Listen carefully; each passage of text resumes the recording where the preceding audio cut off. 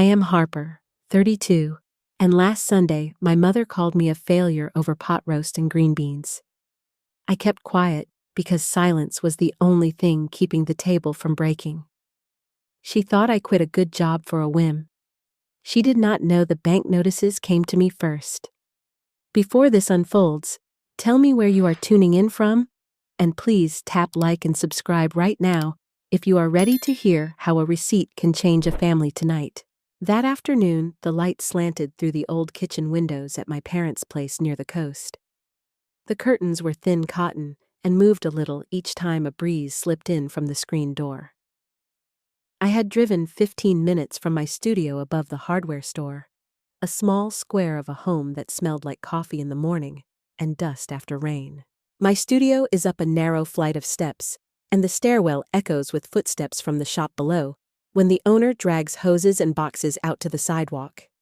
It is simple: a table with 2 chairs, a mattress on a platform, 1 shelf of paperbacks, and a view of a parking lot that turns to a calm mirror at night when the storefront lights go off. 2 years earlier, I left a salaried operations coordinator role that looked good in introductions and on paper. The job title fit neatly in a line, but I never felt useful in a way that mattered to me. I wanted to build a scheduling platform for small, local tradespeople who spent hours juggling calls and notes and missed opportunities. It was a modest idea shaped by the practical chaos of real work. In order to keep money coming in while I coded and tested, I picked up flexible shifts in a distribution warehouse, the kind where you clock in before sunrise and stack cartons on pallets until your shoulders heat beneath your shirt. My mother, Diane, likes order and proof in the form of routine. She attends church on Sunday mornings and tracks spending with a pencil on a lined paper ledger. She believes stability is the test that measures respectability. She grew up with less and made it through by following rules she could count. My father, Mark, is gentle and steady. He worked for decades in the same shop that fabricates custom metal railings. He is the kind of person who will drive a neighbor to an appointment and wait in the parking lot with a paperback. A few months after I left my salaried job, he spent a short stretch in the hospital for blood pressure spikes. He came home with new prescriptions and a quiet worry he did not name. My younger brother, Caleb, is 25 and studying for a real estate license while he bartends. He is funny in a soft way and wants everyone to stop arguing, even when no one is fighting. My mornings have a rhythm now. I grind coffee and fill a cracked mug with blue stripes that I found at a yard sale. I sit at my small table and open my laptop, which is missing 1 keycap, the corner of the E that popped off after a tumble. My folders are color-coded with plain labels without symbols that might confuse older systems. 1 folder holds notes from client calls, another stores invoices, and a third is filled with bug reports. I write in clear sentences, not because someone taught me to in a glossy handbook, but because when you are tired after a shift, you want your own words to meet you like a friend, not a maze. There were wins, small and good. A plumber named Ramon booked 3 jobs in 1 morning through my platform. He called to say that the way the text reminders hit at the right time kept him on track. A painter named Tasha left a message saying the calendar view made her week make sense again. Those messages felt like a hand on my shoulder, brief but real. I saved them in a folder called Notes of Light. The name was simple and said what it needed to say. I walked to Jenna's diner most days to write for a few hours. Jenna owns the place and knows the aches of running on thin margins. She lets me sit in the back booth with a refillable cup of coffee, and she will slide a slice of toast across the table if she sees me staring too long at my screen. I tested a new feature there on my phone while the lunch crowd came and went. When a contractor called to ask if I was a real person and not a bot, I laughed and said I was very real with 2 hands and a car that rattles when the air conditioner kicks in. He told me my response time impressed him, and for a few minutes I let myself picture the platform growing into something sturdy. Before dinner at my parents' house, I stopped at the market for green beans since my mother had texted a list earlier. Mrs. Garcia from down the block was at the register. She asked how my father was feeling and said the street had been quieter since the roof was fixed last year. I said he was doing better. The mention of the roof tugged at a thread in my stomach, but I smiled and carried the bag to my car. In the back seat sat the pecan pie I had baked that morning, still warm under a plain dish towel. I had used my grandmother's recipe that calls for stirring until the mixture catches the light like amber. I arrived early to help. The house looked the same as always, one story with a porch swing that needs oil. The front yard was trimmed short, and the big maple tree cast a clean shadow over the driveway. Inside, the kitchen smelled like rosemary and butter. I set the pie on the counter and looked around for a place to put the green beans. That was when I noticed a stack of mail under a cookbook. The corner of one envelope showed the lender's logo. I pressed the pile straight and slid it a little farther under the book without thinking, then washed my hands and reached for a cutting board. I had rehearsed answers for dinner. I would mention a new client, smile, and ask about the church food drive. If comparisons to the daughters of friends started up, I would offer to refill water glasses and talk about the weather. I wanted a peaceful meal, not a debate. I had hope, not foolish or loud, but steady as breath. I wanted to belong at that table the way I did when I was a kid, with skinned knees and a good report card on the fridge. The plan was simple. Be kind. Be brief. Keep the peace. By the time we sat down, the pot roast had rested and the mashed potatoes were whipped into a smooth bowl. The good cloth napkins were folded into triangles and set by each plate. The gravy boat sat on a coaster so it would not mark the wood. The house smelled like rosemary and butter and a little steam from boiled beans. My father said grace in a voice quiet enough that we leaned in to hear him. We began with small talk. My mother reported the announcements from church. Caleb described a practice exam he would take for his license and told a short story about a tourist who tipped with coins from another country. My father asked if the hardware store still had the bell that rang when a customer walked in.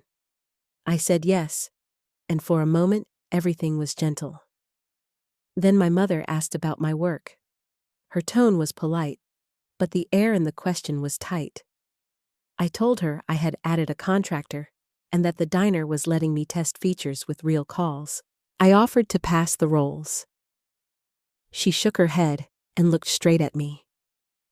She said I had walked away from a real career to chase an idea that looked like work from the outside, but was not stable. Caleb tried to throw a rope into the space between us by telling a light story from the bar, something about a regular who orders pie before dinner. It hit the table with no bounce. My mother took a breath and said one word in a crisp, almost gentle way. The kind of word that lands like a chalk mark on a board. Failure. She did not raise her voice. She did not lean forward. She said it like she was naming a common thing for the sake of clarity. My father stared at his plate and lifted his water glass. The ice clinked against the sides, and he took a long drink without looking at anyone. Caleb's shoulders went up and then down.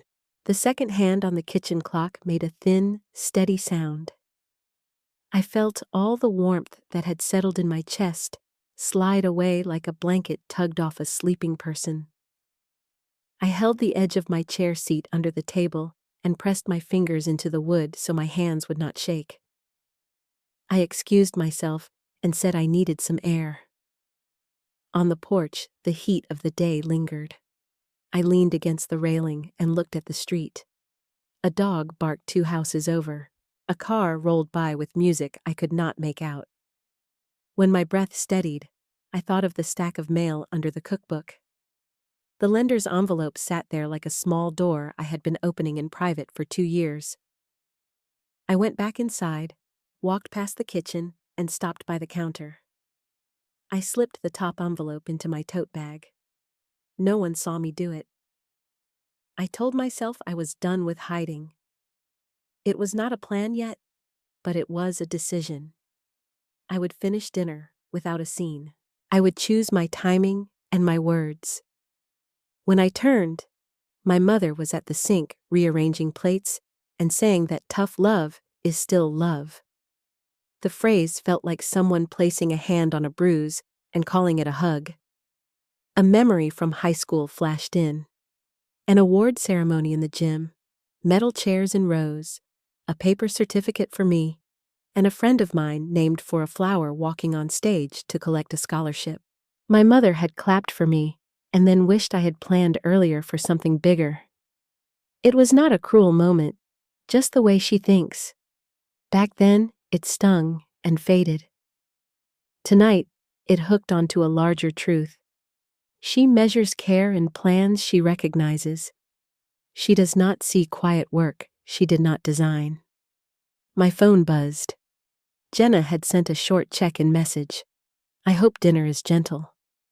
My thumb hovered over the keyboard. I typed the word heart in letters and then deleted it. I put the phone back in my bag. I did not need to explain anything yet. I needed to breathe and to pick my moment. I walked back to the table and sat down. The roast had cooled a little. The beans were bright green in the bowl. The pie sat on the counter, still under its towel. I folded my napkin in half and thought, finish the meal. Choose your time. Then speak. 2 years earlier, the roof failed during a storm that rattled the windows and sent water under shingles. Buckets came out. Towels lined the hallway. The insurance coverage helped, but not enough. The shingles went on, the leak stopped, and the quiet returned. To pay for the work, my parents took an adjustable rate refinance that looked smart on paper in that season. Then the rate rose. It rose in a way that made the monthly payment creep into a number that caused them to hold their breath when opening mail. My father missed 2 weeks of work for medical tests during the winter that followed. The shop held his place, but the missed hours left a hollow in the budget. 1 month slipped, then a second, and the letters shifted in tone. One notice used a phrase that made my stomach drop the first time I saw it. Intent to accelerate. The words were plain, no flair, just a set of sentences that explained how a house could move from a home to a file on a desk. I was at Jenna's diner when I called the bank the first time. I sat in the back booth with a refill cup and a legal pad. I wrote down the amounts, the deadlines, and the number of the person who had a kind voice on the other end. The person explained that if a certain amount was sent by a certain date, the account would be held steady and a notice would be pulled back. I set up an automatic transfer from my savings for 3 months. I told myself it was a bridge. I extended it again because another letter arrived, and my father looked pale, and my mother's mouth set into a line that meant she would not ask, even if she needed to. I kept a clear ledger for myself. The first large part was the missed mortgage payments. There were 12 that stacked up over time, and by the time the rate jumped, each one came to about $4,000.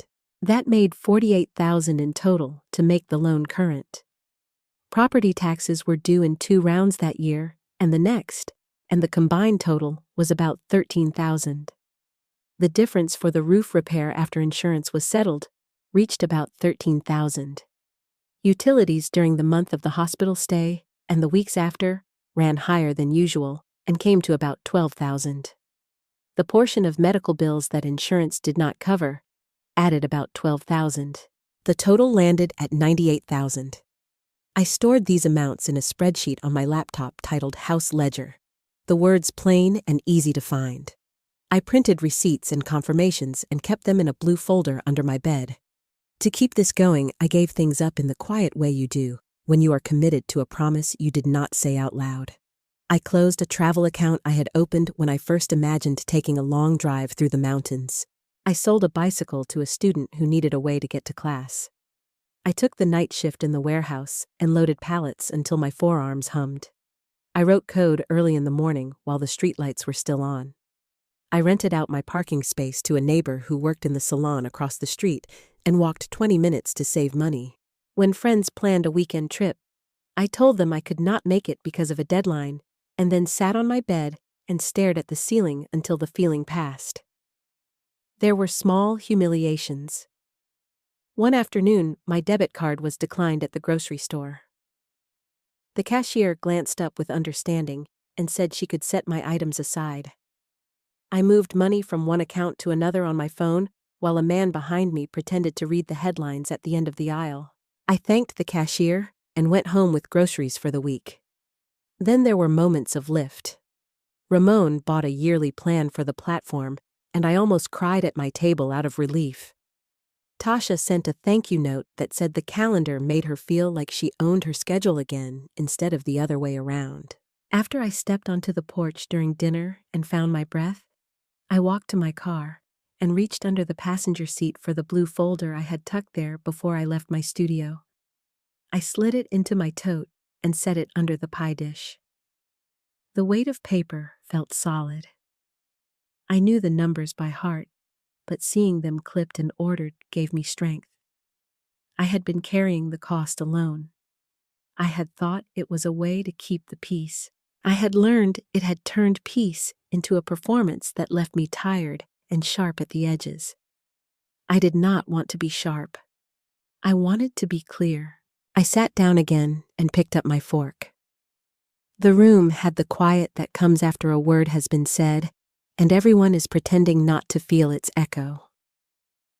My mother resumed talking about responsible choices, as if we could install logic over the place where feelings had gone. She mentioned the daughter of a neighbor who had just purchased a condo with a view of the river. She described the loan terms as if they were a recipe anyone could follow. Caleb said everyone walks different paths to the same door. My mother replied that paths do not matter if the bills are not paid. My father asked if we should get the pie, and my mother said dessert could wait. Then my mother added a line she did not throw to hurt, but it landed like it had weight. She said a good daughter would make life easier for her parents in their later years. Caleb blurted that I had picked passion over stability and immediately looked like he wished he had not spoken. I could hear my own breath. The blue folder nudged my palm through the tote as if it had a pulse. The room narrowed and widened. Something was going to slip if I did not place it carefully. I heard my voice come out even. I asked for a few minutes to show something. My mother said, "Not at the table, not during dinner." I said the table was exactly the place because the table was where judgment had been served. My father placed his napkin down and said, "Let her talk." He kept his hands flat on the table, which is how he signaled that he wanted peace to be a shared task, not my burden. I pulled the blue folder out and set it on the tablecloth. For one breath, I closed my eyes. Then I opened the cover and took out the first letter from the bank, the one with the logo at the top, and the paragraphs that made my stomach turn the first time I read them. I put it on the placemat in front of my mother. I set a stack of receipts beside it, face up. I spread the transfer confirmations in a neat line so the dates could be seen. I did not speak yet. The refrigerator hum stilled because the cycle had ended. Caleb leaned back with his chair just a little so the front legs lifted and then settled again. My father looked at me with a question in his eyes. I nodded to tell him I had thought about this for a long time. The dread in the room was not the kind that tries to swallow you. It was the kind that knows a truth is about to land and rearrange the furniture in your head. I did not want to swing or raise my voice. I wanted to nail facts to the floor so they would hold weight and not blow away. I touched the corner of the ledger printout. The paper was warm from being under the pie towel. The pie, still waiting, seemed almost funny. We had argued over definitions while sugar and pecans sat quiet, ready to remind us that sweetness still existed. I said what I had rehearsed when I was walking to the car earlier, the sentence that had taken shape over months of pretense. For 2 years I have paid to keep this house from being taken. Here is the ledger. My voice did not shake. I pointed to each category on the sheet I had printed. I said 12 missed payments that had stacked up over time had turned into a sum of about $48,000. I said property taxes had come to about $13,000 across 2 rounds. I said the difference left after insurance for the roof repair had settled was about $13,000. I said the utilities during the hospital month and after had added up to about $12,000. I said the medical portion that insurance did not cover was about $12,000. I said the total was $98,000. I slid the email trail across the cloth so my mother could see the forwarding notices and the confirmations. The pleasure of building good folders showed up here like a friend you did not know you would need. I said I had done this because I loved them and because I was scared. I said I could not watch one failure lead to a disaster that would fold our family into a story we did not need to live. I said hiding it had been my choice, and it had hurt me in ways I could finally feel and name. My father covered his mouth for a second and then lowered his hands. He said I should have seen it. He said he hated that the letters went past him. He looked at the blue folder as if it was a living thing. Caleb said I had been carrying a load no one should carry alone and asked if he could help repay. He said he could pick up extra shifts and set a reminder for the first of the month and actually stick to it. He did not make it about his guilt, which I appreciated in a way I felt in my bones. My mother stared at the numbers and said, "This is not possible." She flipped through the papers and found her own signature in a stack that referenced the refinance year. She looked at her name for a long moment. Her face changed in the way pride shifts when it meets an undeniable fact. She did not cry. She did not argue. She placed both hands on the table and looked at me with an expression I could not read yet. I drew a plain budget template from the folder.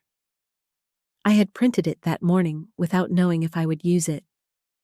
The columns were simple: mortgage, tax, utilities, food, savings. I said I would not hide or pay a loan again.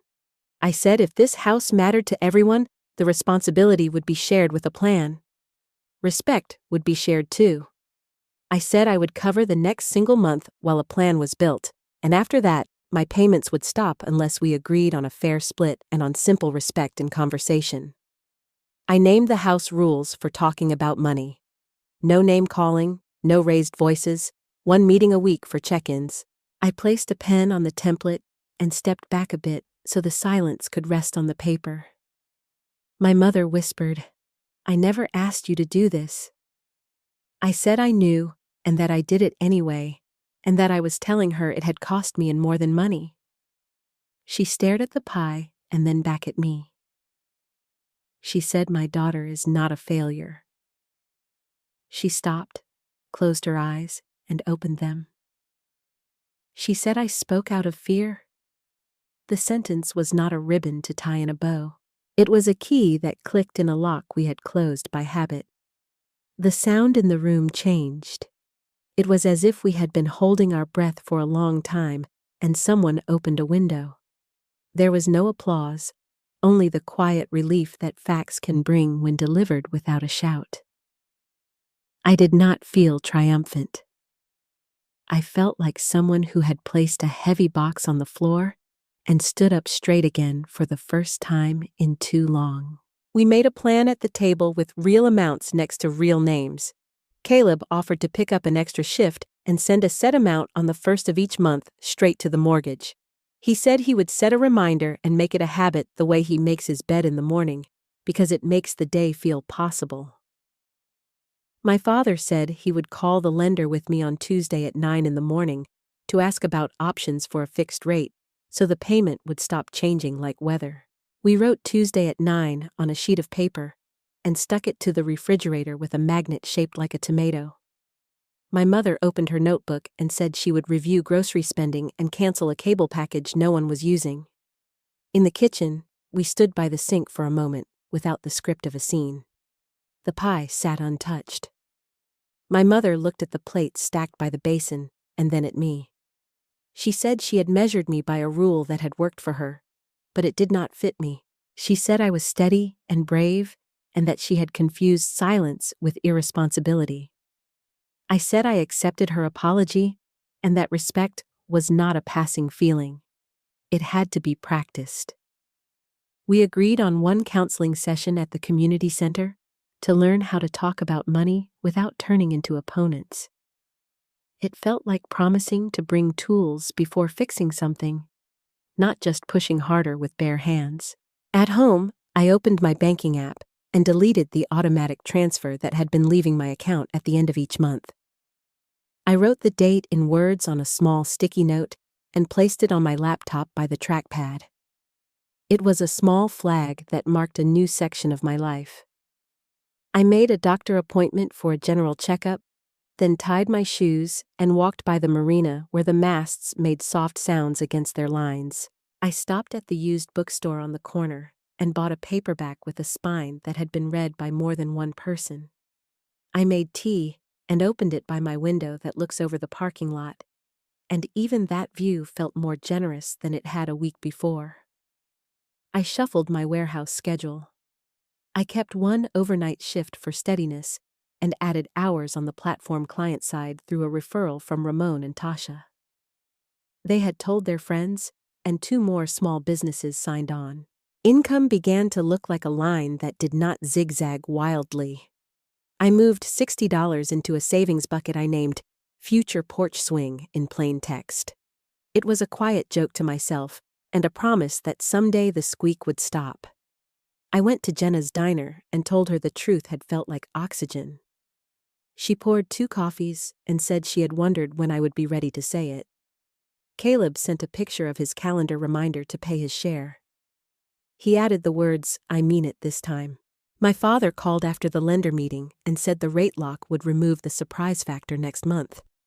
He sounded lighter, like someone had taken off a backpack he had forgotten he was wearing. I did not feel like a hero. I felt like a person who had finally put the right names on the right tasks. The high drama had never been what I wanted. I wanted a set of steps we could climb without slipping. The house looked the same from the street, but the feeling inside it shifted along the floor like sunlight that moves as the day goes on. It was not an instant fix. It was the kind of change that holds because it is built out of daily choices instead of a single grand moment. The counselor at the community center was named Paula. She sat with a notepad and a soft cardigan and asked us to practice a script that felt simple in a way that made me suspicious until I tried it. She said when a topic is charged, use 3 sentences shaped like this: I feel, I need, I will. We practiced. My mother said I feel worried when bills are due and I do not see a plan. I need clarity so I can sleep. I will bring my ledger to the Tuesday meeting and listen before I speak. I said I feel hurt when my work is dismissed because it does not look familiar. I need respect for the effort I put in. I will share updates once a week and answer questions without getting defensive. My father said I feel overwhelmed when mail piles up. I need help with logins and paper. I will place envelopes in a basket by the door and open them every Saturday morning. It was not magic. It was a structure. It made room for the human and kept the mess from running the show. At the kitchen table the next Sunday, the pie finally got sliced. We drank coffee. We breathed. Compliments were specific and not delivered like a prize for good behavior. Criticism was saved for private conversations where it could be handled without an audience. Money talks moved to Tuesday mornings. When someone drifted back into old habits, the script called us back. It was not perfect. It was better than what we had been doing. My platform reached a modest milestone a month later. 10 steady clients with weekly bookings, and one that was slower but promising. The first check that felt sustainable arrived. I did not throw a party. I walked to the flower stand by the market and bought a small bunch of bright stems and put them in a jar by my cracked blue striped mug. I let the sight of color by my laptop be enough. The lesson I keep returning to is not made of slogans. It is the plain idea that self-respect sometimes means telling the whole truth, not to win, but to build a floor you can stand on. Love without boundaries curdles into quiet resentment. Boundaries set out loud can be the start of honest care. Worth is not a job title, not a line on a page you hand to a stranger. Worth is how you show up when a problem enters the room, how you name it, how you refuse to let fear decide what happens next. One evening, I sat on the porch swing with my father. The air smelled like cut grass. The sun slid behind the maple and left the yard in an even shade. The blue folder now held only empty plastic sleeves because the documents had been filed and the plan had been printed and pinned to a corkboard by the phone. We did not talk about money. We talked about the best route to the diner if the main road was under construction. Quiet, ordinary talk felt like a reward that fit. Courage did not look like a speech. It looked like a stack of receipts, a plan on paper, and a voice that did not tremble. It looked like a daughter who refused to keep a secret that made her smaller, and a mother who chose to shift a belief instead of digging in. If you stayed with me through this whole story, thank you for your time and your heart. Tell me in the comments what truth, spoken kindly and clearly, could set one room in your life back in order. If this story gave you something to think about, please tap like, subscribe for more real-life stories told from the heart, and share this video with someone who might need it today. I am grateful you are here, and I hope your next conversation at the table ends with understanding and a slice of something sweet.